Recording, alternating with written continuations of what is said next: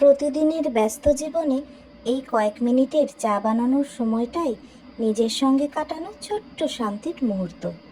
গরম দুধের ফুটফুট আওয়াজ, চা পাতার গন্ধ আর হালকা আলোয় ভেসে আসা সেই ধোঁয়া।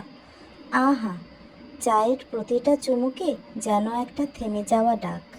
এই যে জীবন, একটু ধীরে উপভোগ করো। সব কিছুর তোড়জোড়ে নিজেকে আবার হারিয়ে ফেলো না। এই কয়েকটা মুহূর্তেই মনে হয় সুখ আসলে কোনো বড় আয়োজন নয়, বরং এক কাপ গরম চা, একটু নিঃশব্দ সময় আর নিজের সঙ্গে থাকা একটা সুন্দর অভ্যাস। আজকের সকালটা হোক সেই চায়ের মতোই, উষ্ণ, শান্ত, মিষ্টি আর ভালোবাসায় ভরা। দেখুন না, সকাল সকাল আপনাদের সঙ্গে গল্প করতে করতেই আমার চা তৈরি হয়ে গেল। কখন যে সময় কেটে গেল টেরই পেলাম না। এই আড্ডার মজাই আলাদা। চায়ের কাপে হালকা ধোঁয়া উঠছে আর কথাগুলো একটার পর একটা সাজিয়ে রাখছি মনের কোণে।